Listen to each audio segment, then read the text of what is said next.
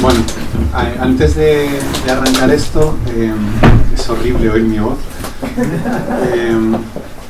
Me gustaría añadir un par de matices, si me lo permitís, si tenéis la paciencia. Además de poneros una película, me gustaría también dedicarle un tiempecito a través de una breve introducción al libro, tratar de explicar qué es esto, ¿no? Porque al final lo más complejo, y lo que me resulta más complejo, es explicar qué es de lo que se viene a hablar aquí sin venir a hablar exclusivamente de un libro. Porque esto es un libro de un proyecto de investigación que también fue un pabellón nacional de Australia en una trienal, en la Trienal de Milano. Por lo tanto, también es un proyecto arquitectónico, es una producción artística, pero también es un proyecto de teoría, crítica y de ficción. Entonces, por ello, he estructurado esto un poco a través de... Arranquemos con una película que formó parte central del pabellón de Australia de la Trienal de Milano, que de alguna manera aportaba uno de los pilares narrativos, no el único, de este pabellón. Esto lo contaré rápidamente después. Y nos permitirá también entender, y lo explico ahora en un ratín, de qué va el libro que se viene a contar hoy, ¿vale? Y perdona, que es que siempre se me olvida estas cosas porque me pongo nervioso, pero es muy importante que a los agradecimientos y reconocimientos que ha hecho Silvana, yo me sume agradeciendo profundamente a la gente de Alma Negra por esta invitación, por acoger esto con este espacio maravilloso, a los chicos de 2 Tercios, que no solamente han facilitado realmente la épica de que llegue el libro aquí, sino que además han hecho un viaje desde Concepción para estar aquí, para documentar esto, para sumarse, ¿no?, a la fiesta. Esperemos que sea una fiesta que continúe después de esta presentación. Y a Pepe, Pepe Llano, que ha sido un pilar fundamental en movilizar estas cosas. Pepe siempre está como con 8 tentáculos conectando cosas. Y a mucha gente que hay aquí, que no voy a poner a decir nombres, pero que hay mucha gente que no conozco y eso me encanta. Y hay mucha gente que conozco y que conozco desde hace mucho tiempo que me pone incluso nervioso, ¿no? Como me genera una tensión emocional profunda. Entonces, bueno, voy a callarme ya y voy a arrancar con la proyección de la película.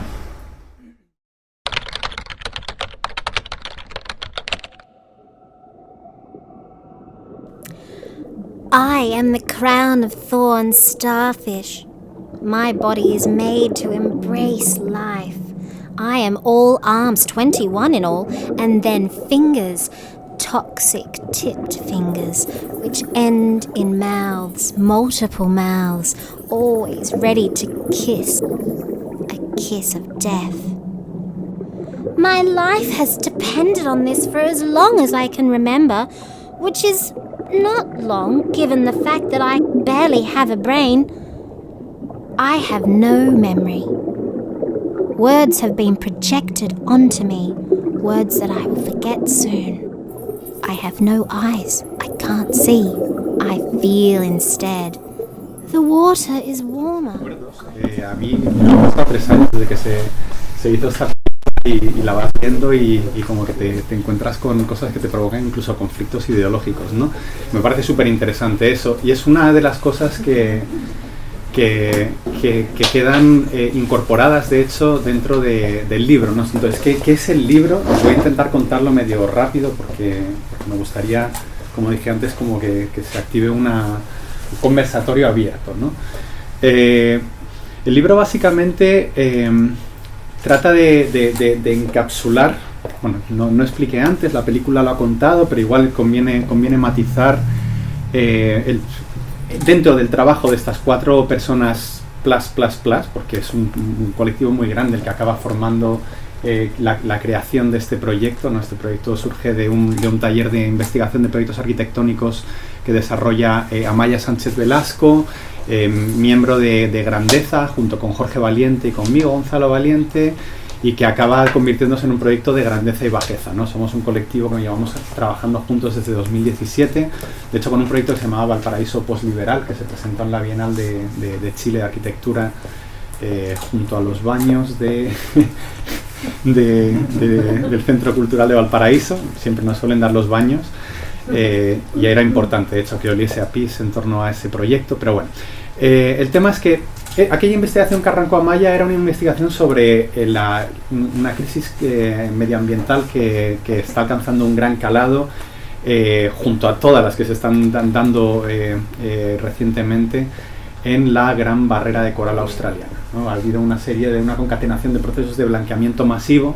El blanqueamiento es un fenómeno normal, natural, digamos, pero cuando se produce de maneras masivas, pone en riesgo la vida, la supervivencia de la Gran Barrera de Coral, ¿no? de cualquier barrera de coral. En sí el blanqueamiento es un fenómeno por el que, a través de un proceso de estrés, podríamos llamarlo estrés emocional o estrés biológico, el coral expulsa a los microorganismos que lo habitan de una manera,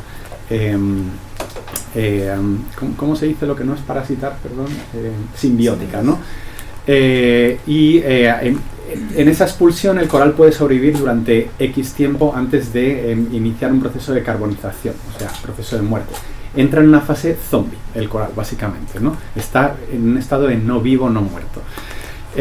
Durante las últimas décadas se han incrementado los procesos de blanqueamiento masivo, y en la última década en particular, cada verano ha habido un proceso de blanqueamiento más potente que ha llevado a que grandes científicos que tienen un reconocimiento bastante importante en la materia estén hablando de la más que posible muerte de la Gran Barrera de Coral en un periodo de tiempo bastante breve, ¿no? Entonces, el proyecto empieza a analizar, bueno, desde diferentes planos, investigaciones de estudiantes, qué está pasando, y al principio se plantearon como unas propuestas arquitectónicas con un cierto corte solucionista, ¿no? Para pasar a bueno, esto es parte de las investigaciones que se hicieron con tecnologías de captura de imagen contemporáneas, ¿no? Para pasar a una fase que creemos fue mucho más interesante, que es en la que, ya más ligado a diferentes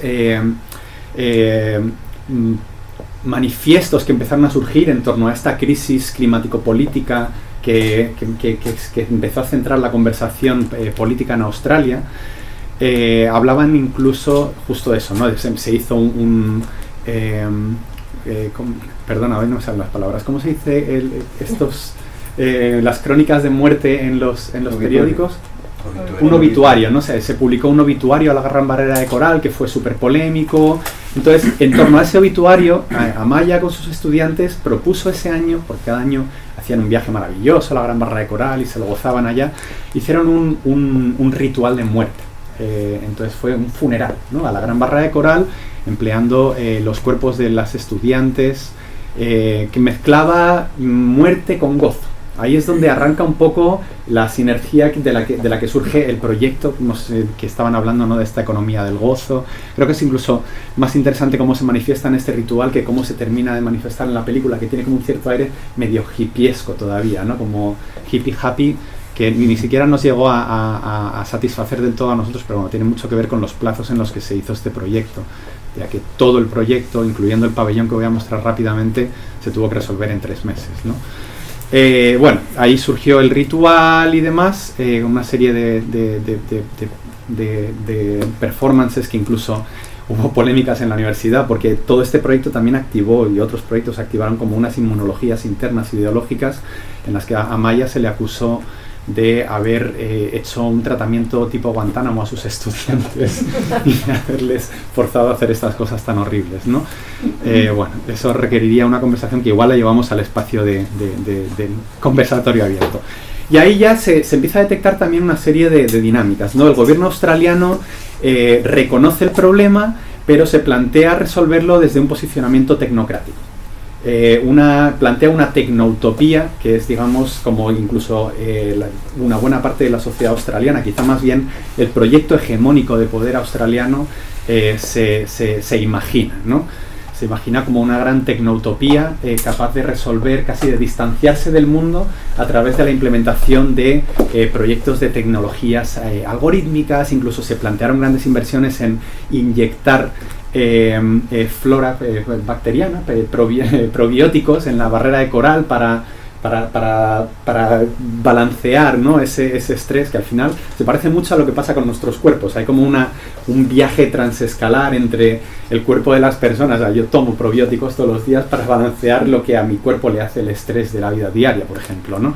Entonces, estas operaciones como megalomaníacas, fundadas en una fe ciega en la tecnología como un actor de solución, o sea, que podría llegar a solucionar y a contener, da lugar a una serie de inversiones, a una de las mayores inversiones por parte del gobierno australiano en una fundación privada, que es la Great Barrier Reef Foundation, a la que se le dan una cantidad significativa de millones de dólares, pero que en verdad no son tanto, literalmente en el statement de la Great Barrier Reef Foundation dice to buy time for the Great Barrier Reef, o sea, para comprarle tiempo. O sea, ni siquiera el proyecto es de intentar devolver a un estado de vitalidad, sino comprar tiempo y mientras tanto seguir extrayendo, porque al final los grandes, cuerpos corporativos que también están detrás de esa fundación son aerolíneas, aseguradoras, bancos, incluso mineras, ¿no? Entonces, bueno, ahí nosotros planteamos que en sí lo que está sucediendo ahí es un teatro, ¿no?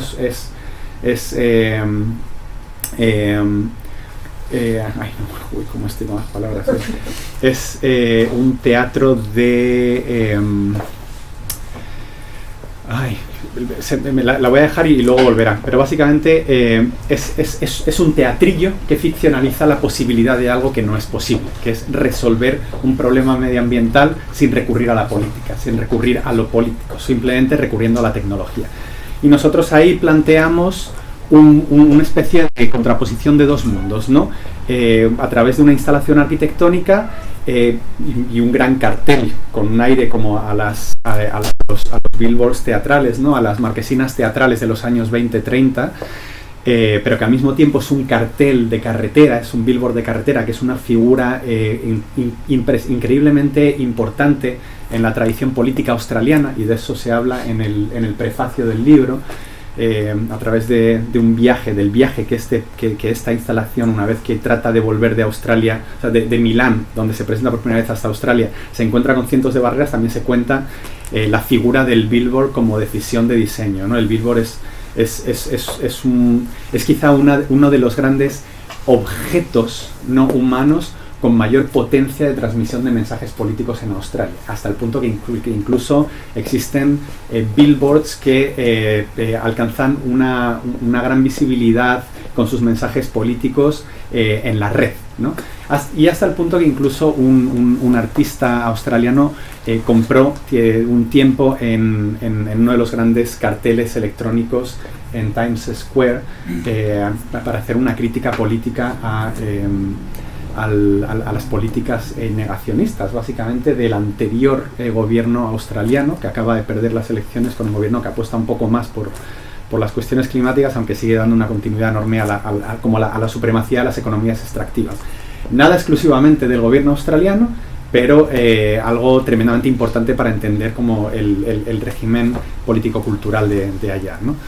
E incluso el billboard se utilizó por parte del gobierno australiano para prevenir las hordas de migraciones desde diferentes países vecinos que se encuentran en situaciones tanto político como económicas bastante límite, literalmente contratando carteles publicitarios para instalarlos en diferentes países de toda la región Indo-Pacífica.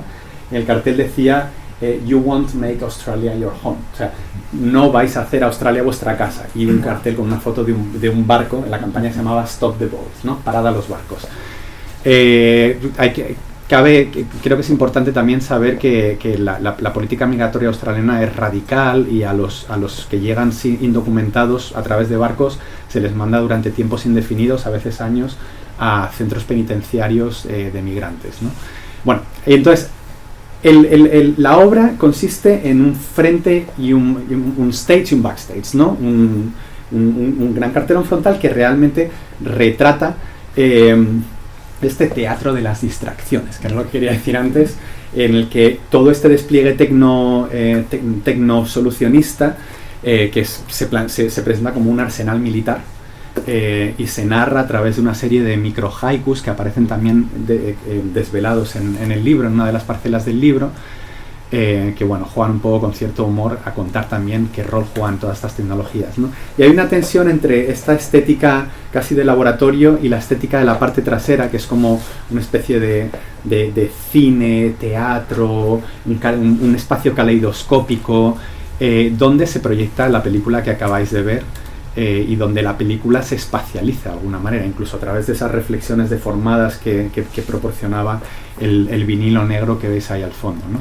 Bueno, esto fue el pabellón. Bueno, esta lámina se me pasa siempre, se me cayó en un lugar inadecuado, pero bueno, creo que es importante también, ¿no? Como algunas de las referencias teóricas con las que hemos trabajado, aquí es Rancière, ¿no? Cuando habla del amateurismo y por qué nuestra inmersión amateurista en el cine, pero también en la teoría política, filosófica, en la práctica artística, es tan importante, ¿no? Como desbancar toda esta figura del experto, el enrocamiento disciplinar en el que, de alguna manera, a pesar de que ha surgido todo este nuevo paradigma de las interdisciplinas, las transdisciplinas, las postdisciplinas, incluso hay todo un cuerpo de teóricos que están tratando como de enrocar la interdisciplina en un cuerpo disciplinario, ¿no? Hay como una obsesión por disciplinar todo. Al mismo tiempo hay teóricos que están planteando la desidentificación, la ruptura de fronteras, y ahí nos apoyamos en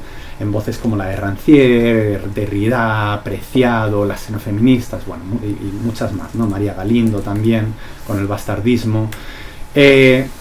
Y bueno, ahí ya conté el tema de exploraciones pedagógicas, y aquí surge, una vez que ya todo esto se ha presentado y demás, surge el libro, y la pregunta es ¿por qué y qué es, ¿no? O sea, ¿por qué hace falta un libro? El libro no es una reflexión sobre el pabellón, el libro no es una explicación del pabellón, y ni siquiera es como una explicación de qué fue o cómo fue esta investigación. No es una retrospectiva que visita un proyecto que ya murió. El libro trata de expandir una investigación que se comprimió en un objeto arquitectónico, en una película, con un guión, pero que tiene muchísimas ramificaciones, que tiene reflexiones políticas, que tiene momentos poéticos, momentos de humor. Intenta expandir todo eso a través de, principalmente, el centro estructural del libro es básicamente el guión de la película comentado con notas a pie, pero hasta el punto en el que el guión de la película queda encorsetado por las notas a pie, ¿no? Juega un poco tiene un diálogo, por ejemplo, con El beso de la mujer araña, ¿no? Que es ese cuerpo de novela que muchas veces todas las notas a pie están dominando la página, ¿no? Y hay un poco jugando también con Rayuela. Se plantean varias maneras de visitar el libro, ya sea se puede leer entero, se puede leer primero el guión, se ponen las notas sueltas, incluso teníamos en mente como ciertos itinerarios de notas que construían como una línea temática. Lo que pasa es que bueno, llega un punto en el que decidimos dar más libertad de lectura que invitar a tantas líneas, ¿no? Pero básicamente eso es uno de los componentes fundamentales. A través de esas notas a pie también reflexionamos, criticamos, cuestionamos miradas, posicionamientos, decisiones, acciones que se desarrollaron a lo largo del proceso. No sé, por ejemplo, se puede cuestionar a día de hoy muchísimo más que hace 3 años, y es interesante la velocidad, cómo fluye el tiempo, la decisión y todavía más estando aquí, la decisión de poner a Greta Thunberg como esa imagen como que nos habla de una promesa de futuro y de un cuestionamiento al presente, ¿no? Que al final es de nuevo una niña blanca europea. O sea, sí aparece la figura de la infancia politizada, es una figura cargada de negatividad, pero se repite y se repite y se repite. Es como un ejército de niñas blancas también, ¿no? Europeas. Pero también se plantean como reflexiones sobre incluso el cuestionamiento de por qué la voz del territorio es la voz de una mujer, ¿no? Como que ahí hubo muchos debates, los tuvimos con gente a la que le presentamos el proyecto, los tuvimos internamente, y es curioso también porque nunca fue pensado para ser esa voz. Eso fue una decisión de último minuto, porque la voz que teníamos en mente, que era una voz un poco más andrógina, se nos cayó porque no tuvo el feeling actoral, ¿no? En el momento de una grabación que se hacía, nos concedían un laboratorio de grabación por X horas y teníamos una urgencia total, ¿no? Eso también es interesante, cómo se evita la urgencia en estos proyectos. Y bueno, el libro arranca también, o sea, aparte de eso, tiene como una serie de bloques que son importantes. Arranca con un prefacio, que es esa reflexión, se llama The Un-Australian Ways, o la manera no anaustraliana o no australiana, en el que se establece una crítica al mismo tiempo a la construcción hegemónica de qué es lo australiano, a través de navegar qué significó el contenido de este proyecto que estaba representando a Australia, pero también de cómo hubo una resistencia ideológica muy velada, muy sutil hacia el retorno a este proyecto, que logró retornar, y también se comenta, ¿no? Como se celebra también que Australia no es un bloque ideológico, que Australia también es un territorio que está disociado, que está polarizado, a pesar de que a veces cuesta imaginar que eso está pasando, ¿no? También una reflexión sobre los procesos de censura contemporáneos como procesos tremendamente velados, ¿no? Como es un chilling más que un bloqueo, es un proceso que sucede a través de lo que llamábamos en inglés el preemptive funding, ¿no? Como el preemptive defunding, o sea, el desfinanciamiento preventivo, ¿no? Y bueno, luego ya he comentado el tema, y aquí como que esta imagen lo cuenta bien, ¿no? El tema de las notas se vuelven mucho más importantes que el guión, que al final no es más que una especie de conductor para que podamos navegar un viaje a través de la parresia teórico-política, de referencias, de evidencias, de hechos también que arrancamos de la cultura política australiana y de la cultura política y también científica contemporánea, que nos han hecho como enmarcar este posicionamiento respecto al proyecto, que eso sí que lo habéis visto claramente en la película. Y luego aparecen como también una serie de entremeses, ¿no? Por ejemplo, el intermezzo 1, el teatro de las distracciones, bueno, pues navega justamente el teatro de las distracciones que os estaba comentando antes, ¿no? Todo ese teatro tecno-solucionista y sus pequeños haikus. Luego hay otro que le llamamos el aquelarre, ¿no? Que es un poco cuando tratamos de desvelar el backstage, ¿no? El patio trasero o las bambalinas de todo este proyecto que incluyó todo un despliegue de la performatividad que luego acaba encapsulada dentro de una pantalla de cine, que es otra cosa que también se discute, ¿no? Como todos los cuerpos acaban de nuevo encajonados en un marco bidimensional muy relacionado también con una cuestión de real estate, o sea, de el valor del suelo, porque para participar en esta trienal teníamos que pagar 600 euros por metro cuadrado, ¿no? Entonces, bueno, todo al final, pues también la lógica del billboard tiene mucho que ver con el precio del metro cuadrado de los espacios de espectacularización del arte, ¿no? A los que nos sumamos igualmente con dolor y con gozo. Y bueno, ahí pues aparece un poco también como estos momentos que también son momentos de dolor, de 4, 5, 6 de la mañana, pero también mucho gozo y mucho delirio creativo, que fueron maravillosos, ¿no? Aquí nuestra directora artística, Chao Feders, que es la propietaria de esa boca que se tira pedos en la arena de la Gran Barrera de Coral, y algunos del amplio espectro de estudiantes que participaron en el proyecto, ¿no? Y de maneras muy activas. Bueno, luego hay otro entremés que es medio pornográfico, es para gozar también, ¿no? Esto es como la parte en la que Teatro de la Terralinata se vuelve un libro de mesa, ¿no? De mesa de café, en el que alguien lo abre y se encuentra con estas imágenes para gozárselo, no sé, para fumarse un pito y mirar y estas cosas, ¿no? O sea, hay un poquito de... Y hay otro apartado que es importante, otro de los cuerpos del libro, que son reflexiones de las artistas que fueron, o les artistas que fueron invitadas a sumarse a este proyecto, que tampoco es que es muy difícil contarlo todo. Esto es un proyecto de curaduría al final, pero igual que nos plantean que, o sea, que enmarcamos todo esto dentro de un ejercicio que navega la desidentificación como uno de los cuerpos epistemológicos e ideológicos, al mismo tiempo que la negatividad, que suelen ser cuerpos que se enfrentan, nos gusta esa contradicción, aparecen todos estos artistas que se comprometen a cedernos su trabajo, a cedérnoslo y a someterlo a lo que llamamos un proceso de carnicería curatorial.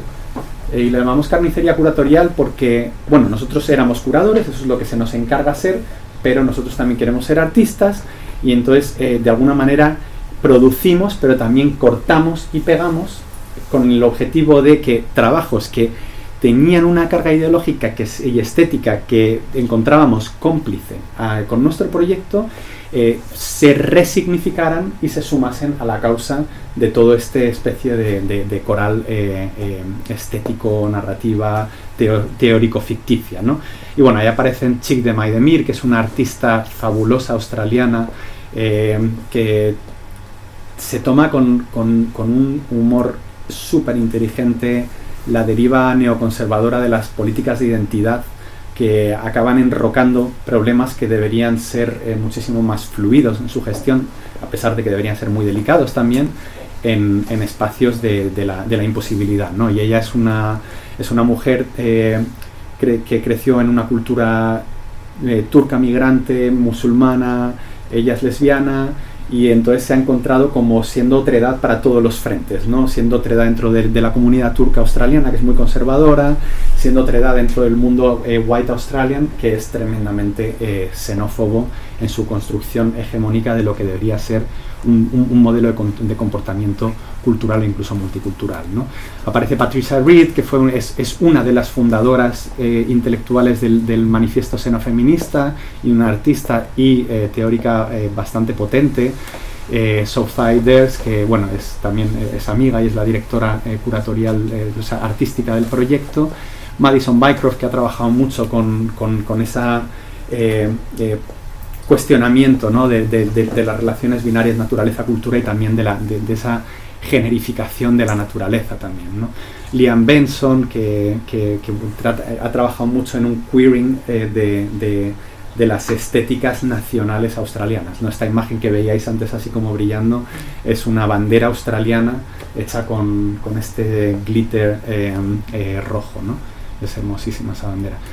Y Janet Lawrence, que es como una artista, bueno, Janet en verdad su trabajo no lo utilizamos un poco de footage que nos pasó ella, pero ella es una persona muy importante en el mundo del arte australiano y básicamente utilizamos su nombre y ella se dejó utilizar su nombre para conseguir visibilidad y financiamiento, que también es un tema bastante importante, ¿no? Cómo lograr que el arte que no encaja dentro de las líneas hegemónicas ideológicas alcance financiamiento, ¿no? Eso es uno de los temas sobre los que se reflexiona en el prefacio. Y bueno, esto ya lo había pasado. Y último, ya es lo que estaba comentando, aparece este pequeño ensayo que a mí me parece muy bello, que se llama Las curadoras carniceras. Un poco comenta a través de un desglose cinematográfico de la película, tanto de los géneros que trabaja la película como de las espacialidades en las que opera. Hace como una revisión teórico-política de las decisiones que se toman en la producción de dicha película, ¿no? Para acabar con una reproducción de una mesa redonda que se hizo cuando se presentó el proyecto, que la revisamos, la reescuchamos, no pensábamos incluirla, pero nos pareció muy interesante la espontaneidad de la conversación, las cosas que se dicen, las preguntas que se hacen, los cuestionamientos que se hacen, incluso cómo se chocan en ciertos aspectos con algunas de las notas a pie que están escritas en la transición entre 2021 y 2022, ¿no? Entonces, este libro también le aporta historicidad y temporalidad y contradicción entre lo que se piensa en un momento y lo que se piensa en otro momento de la historia de este proyecto, ¿no? Y bueno, hay también un pequeño manual de instrucciones por si alguien se quiere construir el pabellón en casa, en cualquiera de sus posibles versiones, ¿no? Entonces, bueno, esto es el libro, el proyecto, la obra. Estoy seguro que me dejo millones de cosas, pero no me gustaría como ni aburriros más ni llenar esto solamente de mi habla. We talk amongst ourselves about it and we hear things too. Our movements are smooth and calculated, unlike the brutality of our ground cousins, who eat the ground alive in search of coal and minerals. Everything we do to keep the reef looking good for you is undone by the ferocity of our ground cousins. I wish I could float well above all this mess. I wish I could unsee this absurdity. Drones are second-class insects, messenger boys. They see what they want to see. I see everything in all its malfunctioning glory. If you could play out all my experiences at once, your Earth would look like a cheap disaster movie. Fires, dirty water, pesticides, all byproducts of greed. Entonces yo estaba pensando, o sea, tú ya presentaste el libro, así que lo único que dan ganas es como de ir a ojear el libro que está ahí atrás, como para poder conversar, no solamente del libro, porque yo comparto contigo, creo que es una excusa para poder conversar de repente de los cruces que de alguna manera se tienen hoy día en un...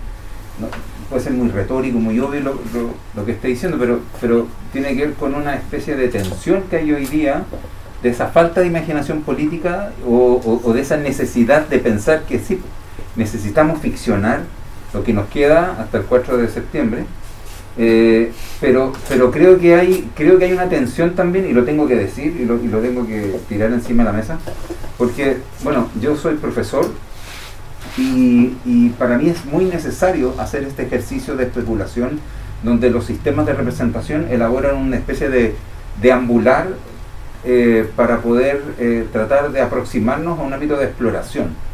Tú eres también profesor, te ha tocado y también eres estudiante aquí en Chile, más encima, no sé qué crees que está diciendo aquí, pero me caes muy bien porque en el fondo permites justamente este espacio que tú elegiste venir para acá. Entonces, esta dinámica yo creo que nos hace muy bien a quienes de alguna manera, y me parece precioso que es, como tú dijiste, la gente, esa red de afecto que se genera, que están aquí, que me parece, insisto, increíble poder compartir, nos podría a lo mejor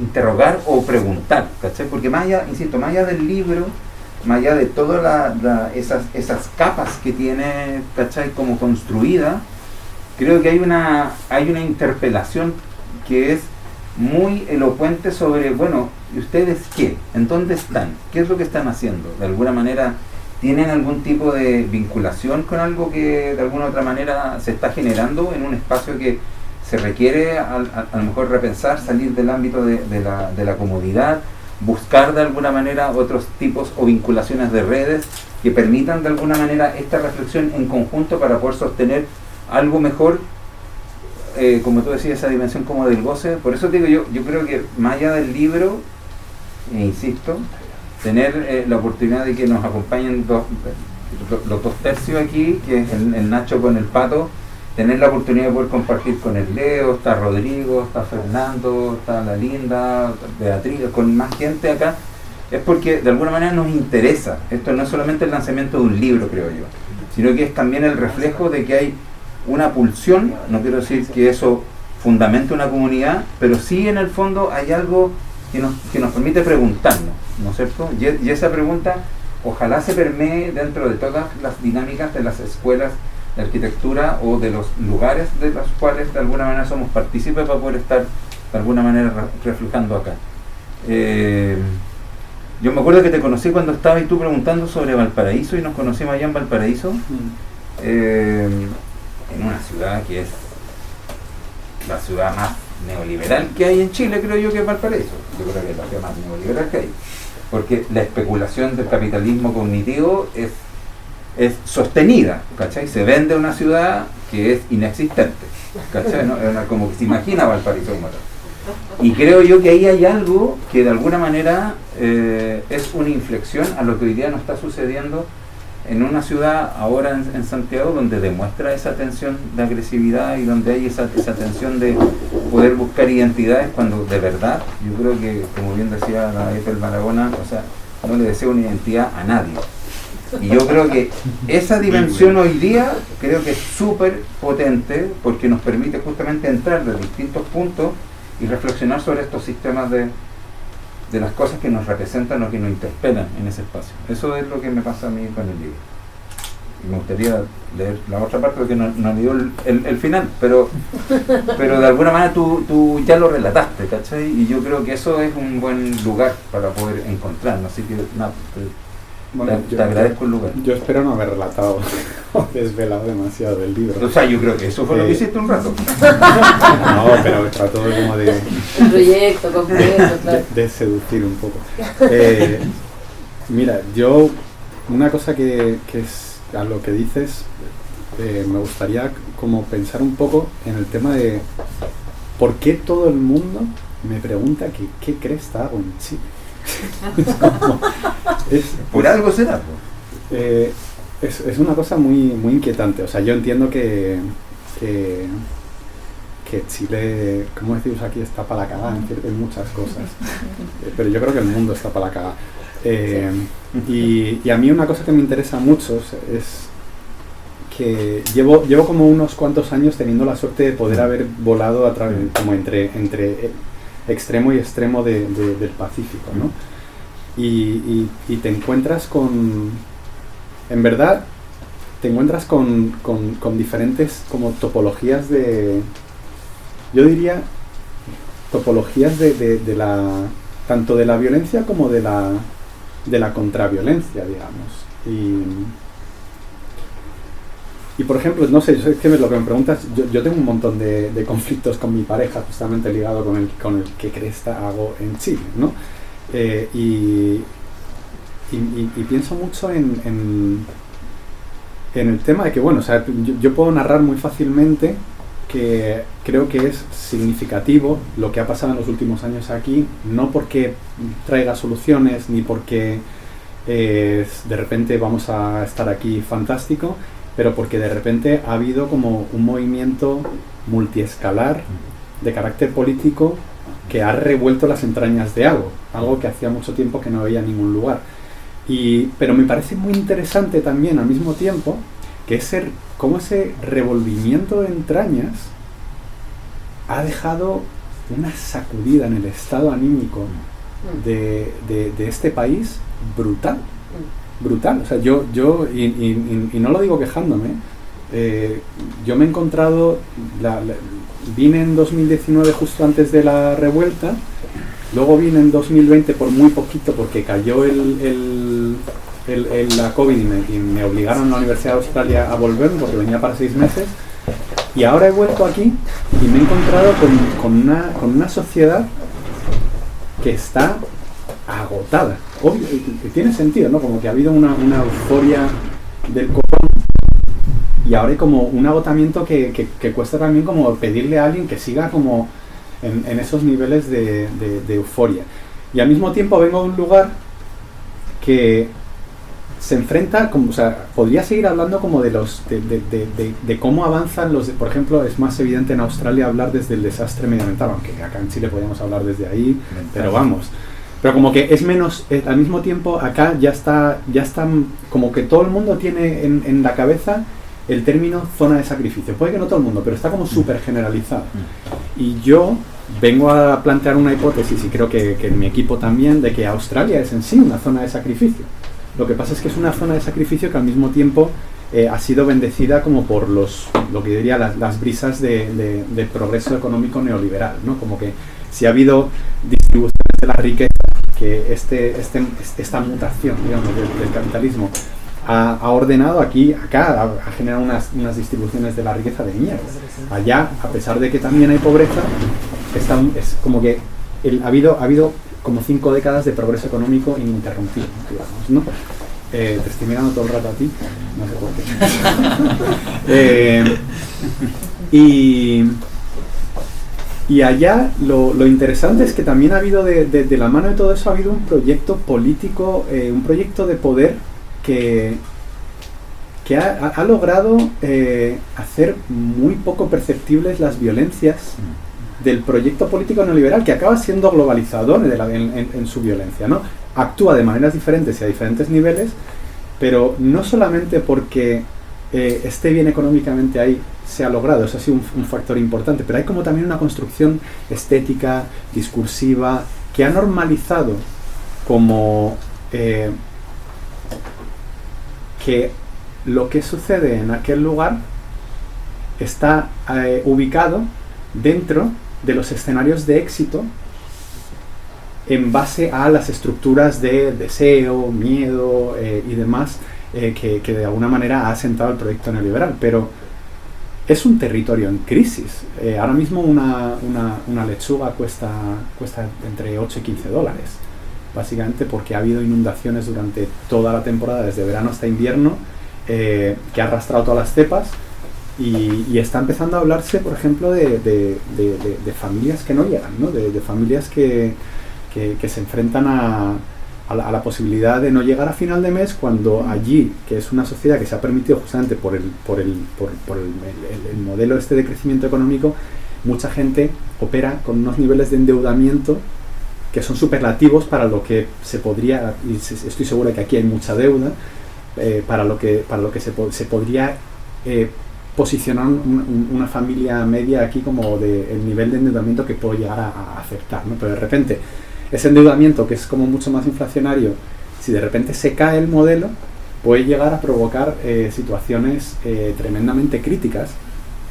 Y ahí a donde quiero ir es que lo que he visto acá, por ejemplo, que me parece muy interesante y que desarma muchísimas de las hipótesis que se plantean ahí de emancipación política, es que a pesar del desastre, a pesar de que puede haber niveles enormes de ignorancia, incluso ignorancia política por desequilibrios en los modelos educativos, hay una conciencia política importantísima, que se ha demostrado también en los tiempos recientes. No digo que sea un ejemplo perfecto, porque nada es perfecto, pero en este lugar donde se plantea este proyecto, hay una enorme pobreza en la cultura política ciudadana en general. Entonces, a mí una cosa que planteo como hipótesis, porque todavía no se ha llegado a ese punto, es que ¿qué pasaría si los escenarios de crisis llevan a generar una conciencia más elevada de zona de sacrificio, porque el estándar económico allá baja y empiezan a caerse deudas impagables, procesos que llevan, pues no sé, como sucedió en España la crisis después de unas décadas de inflación, y esa de burbuja, no solamente económica, sino también como de la psicología colectiva, ¿no? Empezaba la gente a tirarse por la ventana y demás. Yo siempre me pregunto si la respuesta no irá también de la mano de una violencia importante, porque al final los procesos de solidaridad colectiva también van de la mano de una cierta conciencia de lo político. Y a mí me preocupa mucho, y hay síntomas también que han llegado, no sé, el cómo el Brexit en el mundo anglosajón ha surgido también como de una necesidad de distanciarse, ¿no? de aislarse, y cómo recientemente Australia se alineó geopolíticamente con Estados Unidos y con Inglaterra en un proyecto anti-China, ¿no? Que al final es una vecina, que es una otredad cultural, como proyecto político, pero también étnica, y que genera una gran paranoia a la sociedad de mi país, que al final yo soy australiano también, ¿no?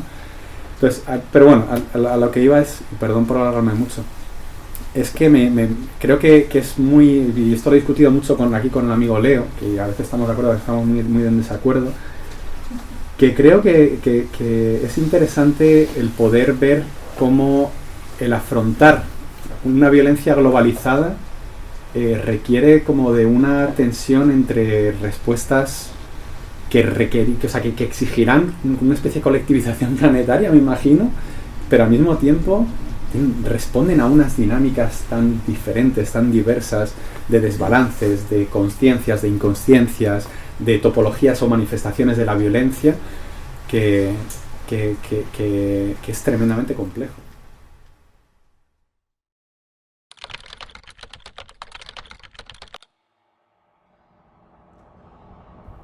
Machines, gadgets, gizmos. These weapons are just toys to me. In my territorial consciousness, the grabbing of my hidden treasure is child's play. Let me tell you how vigorously you bring hell to earth, as if you could keep the two apart with your legal boundaries, national frontiers, and natural reserves. Deforestation. You do it with such confidence. Land clearing. As if my trees were pimples on your ugly face. It is in your DNA to get rid of undesirable presences to achieve your paradise, which spreads in every possible direction. But one person's paradise is someone else's hell. I do not understand why you defend a very small bunch. Yo ya me ha tocado mucho ver esta película, por suerte. Y No, por desgracia. Y también tengo mi librito por ahí, aunque no tengo el de tapa, el de esa tapa, tengo una tapa más barata. Así que vendré. Tapa china, no, ojalá, creo que esa es la china, ese es el problema que tengo, es la australiana. Y no quería, porque se habla, el video habla mucho del exceso, pero del gozo, y yo quería como quizá correrlo para el lado del exceso un poco, porque bueno, tengo el placer de conocer a Gonzalo hace mucho y siempre me ha parecido más que un tipo gozador, un tipo muy excedido de sí mismo, como un poco desbordado de sí mismo. Y creo que grandeza y bajeza, pues también con lo que siempre que estuve con ellos, si algo he aprendido es esa intensidad que excede el espacio en el que están, como es una especie de exceso absurdo. Compartimos trabajo en la universidad ya y terminábamos siempre a las 4 de la mañana colgados de un techo, instalando unas luces. Yo en verdad me plegué al delirio en el que estaban un poco montados de intentar sobrevivir a base de exceso en unas instituciones de las cuales ellos al menos se quejaban un montón, ¿no? Y así me parece que hay como que me parece interesante pensar, digo, en relación a la pregunta de Pepe tanto sobre la representación, sobre los espacios en los que participamos, tanto los más institucionales como los que están más por fuera de eso, o más no sé, o menos institucionales, cómo trabajar estas economías del exceso, ¿no? Porque está todo bien compartimentado. Hoy con Julio a la mañana comentábamos un pedacito de un texto de Colomina, ¿no? Que habla de esta burocratización de los espacios pedagógicos a la Colomina. Podríamos hablar de eso, ¿no? Como en muchos ámbitos más. Y a mí me parece muy lindo de la propuesta y que aparece en muchos de sus proyectos. O sea, el exceso que hay en haber hecho esa película, donde hay un exceso visual, ¿no? Un abigarramiento visual, un placer ver esas imágenes, donde hay trabajo de estudiantes, de ustedes, de artistas, donde también hay un texto escrito con un trabajo, también hay un exceso verbal y un exceso de cuidado también en la elección de las palabras. O sea, solo ese texto yo siempre me lo he querido como poder casi como descargar texto de esta película, ¿no? Y poder tener el texto sin el resto de la película un rato y poder leerlo en silencio. Pero también me gustaría como descargarme las voces de la película, ¿no? Como también las voces, independiente de lo que dicen, sus formas de articular, sus formas de intentar construir una especie de personalidades extrañas, porque incluso es divertido, hasta en los subtítulos se ve un exceso le tienen que poner nombre a los personajes, cosa que en la película no pasaba. Y después cuando eso se va, o sea, cuando me contaron que iban a hacer el libro, yo dije, buenísimo, al fin van a hacer algo un poco más tranquilo, porque el libro tiene un texto increíble, tiene las imágenes increíbles, medio pantallazo, y nada, lo mandás a la imprenta. Conocí a los pobres chicos de Bartelbooth hace unos meses y les pregunté, che, qué bueno, van a sacar el libro de teatro. No. Ni me hables de esa mierda, me dicen, nos matamos, no, fue una pesadilla, yo qué sé. Y cuando me llegó, y le digo, pero ¿por qué no? Ya vas a ver, ya te vamos a mandar un libro. Me mandaron el libro, efectivamente, y nada, veo el espesor del libro y digo, qué raro, tampoco tantos pantallazos. Y en verdad, un texto que hubiera entrado en 15 páginas, o 20 páginas, no sé, se había transformado en 300 más o menos páginas, 250 páginas de notas al pie, nuevas, inéditas, antes no escritas.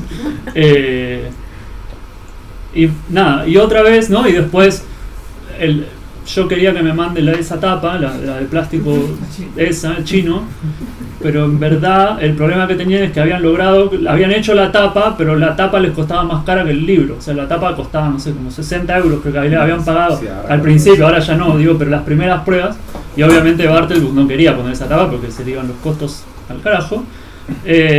Entonces otra vez aparecía hasta una política del exceso en el material, ni siquiera de la tapa, es como de la cobertura, de la funda del libro, ¿no? Como que la funda sea más cara que el libro, ¿no? Como toda una política del exceso y que roza el absurdo, que tiene que ver con este desborde disciplinar. Digo yo en ese sentido respecto a esta moda de la multidisciplinariedad, con la cual podés ganar más fácilmente un fondo si mezclas disciplinas. En este caso la multidisciplinaridad aparece por una lógica del desborde, ¿no? Las disciplinas se van viendo desbordadas. No es que son abandonadas antes de saturarse, se sobresaturan las disciplinas, se sobresaturan los medios, la película desborda en un libro, no es como porque excede a su medio y necesita explicar sus fuentes, porque les inquietaba contar dónde habían leído cada cosa y qué vínculo había entre todas esas cosas que habían leído, o los artistas con los que habían colaborado, ¿no? Creo que ahí hay un proyecto hasta económico, ¿no? Estético económico, que para mí es muy necesario, digo, de cara al plebiscito, ni hablar, pero también de cara a repensar los espacios pedagógicos de los que participamos, tanto como estudiantes como profesores o como lo que sea, el rol que nos toque, y también, bueno, nada, estos espacios, ¿no? Como todos los espacios de este tejido complejo, que hay como que hay que sobresaturarlos, ¿no? Bueno, yo te agradezco esa mirada, porque la verdad es que sí, o sea, a veces es agotador, no siempre es agotador el exceso, pero es un exceso que también está cargado de voluntad, de desbordar como reacción también a una economía del gesto, que no es solamente estética, es también la manera de presentarse, de guardar las formas, tenemos un poco de dolor acumulado con respecto al cómo operar dentro de las instituciones donde al final hemos gozado de un privilegio enorme, porque se nos ha financiado proyectos, se nos ha dado espacios relativos también, pero de poder de toma de decisiones, pero al mismo tiempo se ha perseguido mucho nuestro gesto y nuestra performatividad, incluso a veces ha asustado más que nuestro discurso.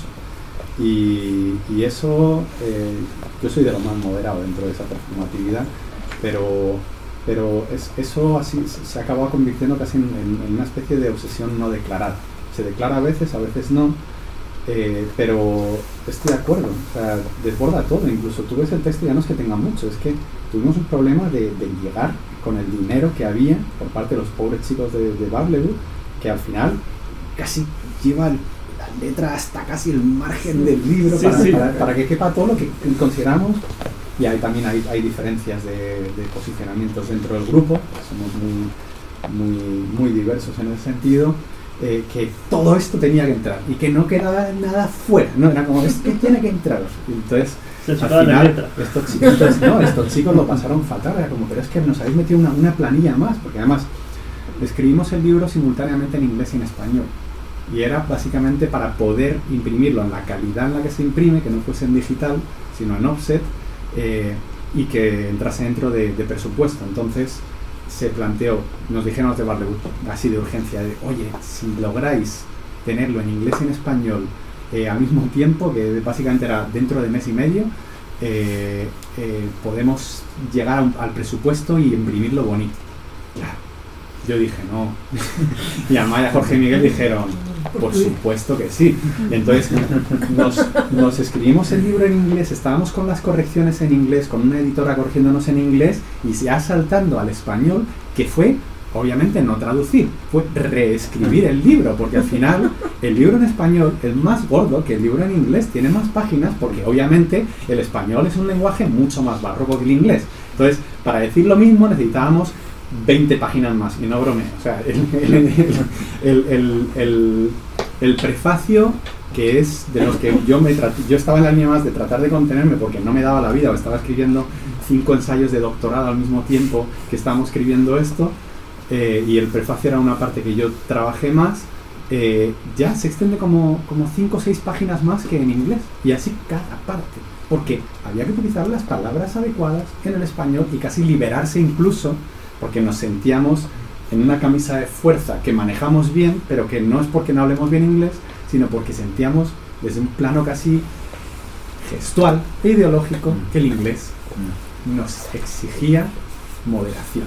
Entonces, aunque estiramos en inglés, el español de repente fue como, y ahí ya fue como, nos estábamos muriendo 5 de la mañana en Zoom, escribiendo a 8 manos, corrigiendo a 8 manos. Sí, que todas estas cosas son como, son de las más hermosas que recuerdas, aunque fueron un infierno. Pero el desborde, el exceso está en cada píxel de ese libro, es cierto.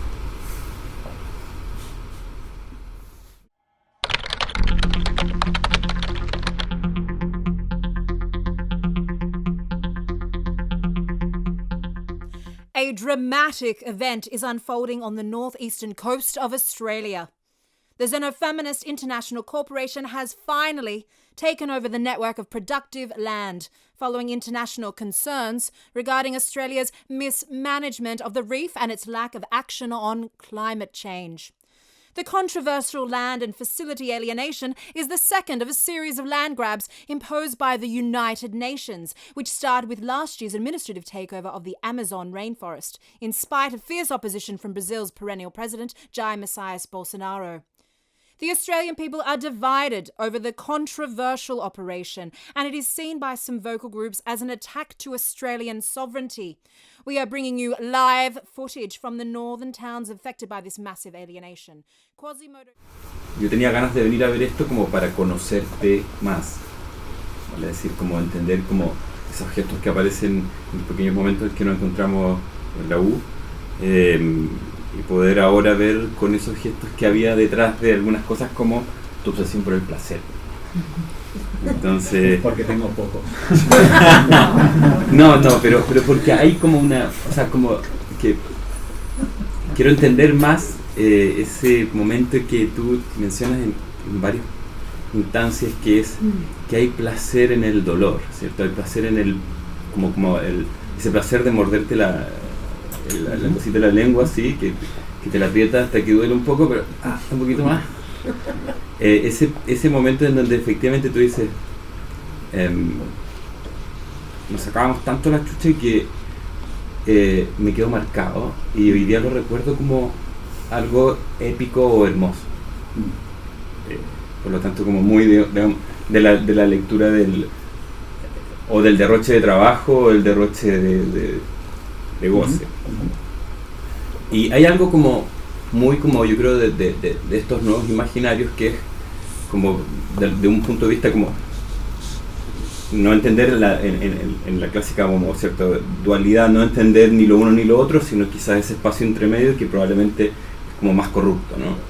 Como tú dices, odio Australia, pero de ella veo el financiamiento como para gozar, pero tengo que comérmela, ¿no? Y hay algo como de esto que creo que hoy día hay como, y esto me voy a pegar una mezcla muy rara, pero en el preciso instante que nos encontramos, yo creo que definirse como de aquí o allá instala como una idea de distancia. Entonces ese goce que puede ser ese espacio como de transacción intermedia, ¿cómo podríamos quizás hoy día sentir una atracción por volver a encontrar esos polos perdidos? Yo sé que, por ejemplo, hoy día hay como una brecha enorme entre rechazo y apruebo, y quizás en la medida en que nos vayamos juntando entre que más que pensamos parecido, no vamos a encontrar ese punto de dolor o de molestia de ir a la casa del suegro facho, por ejemplo, y tener que como que bancártelo, y que también puede ser un goce, digamos. Ya, o sea, no tengo respuesta para eso. Pero sí puedo comentar cosas. Pero te acompaño en lo que estoy. Sí, vamos. Sé que hay un salto así raro de cuál ha sido la Coca-Cola esa. Si te respondiese, pues sería un poco como el misionero. No, así. claro. No, pero hay cosas importantes ahí. Primero, me acabas de mandar al psiquiatra. Ya estoy en terapia de pareja, ya es suficiente. Pero fíjate, lo que dices del gozo y del dolor, yo creo que hay muchas lecturas posibles, ¿no? O sea, como que una primera es, que es más rápida y más contemporánea, o sea, más instantánea a lecturas así como más del presente y más comunes o más de moda, es que la negatividad, digamos, parece que se está volviendo como intolerable, ¿no? Y hay un tema de aguantar ciertos... soportar ciertas cosas a veces se nos está volviendo insoportable, ¿no? Y a veces incluso en esas... O sea, soportar a veces es incluso tener paciencia, ¿no? No sé nada. O tener tiempo para aguantar al sogro facho también, ¿no? O para aguantarlo incluso desde un plano contemplativo, como para poder incluso rebatir sin odiar, pero al mismo tiempo es que se merece ser odiado, ¿no? Pero bueno, tenemos mucha prisa también, ¿no? Y tenemos mucha urgencia, y a veces es una cuestión sobre discutir cuáles son las urgencias, ¿no? Como discernir urgencias, porque igual a veces las tenemos muy confundidas.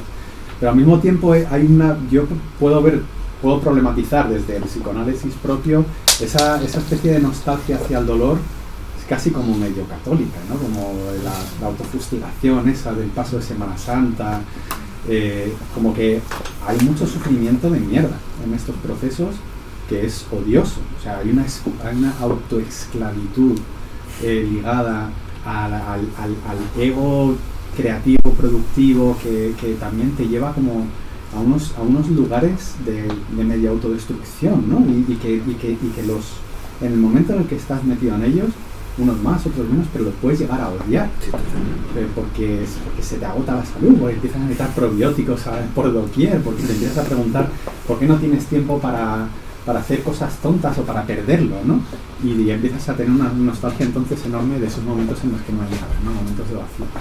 Parece como que vivimos también un poco para tener nostalgia siempre de todo lo que no tenemos en el momento en el que estamos haciendo lo que estamos haciendo.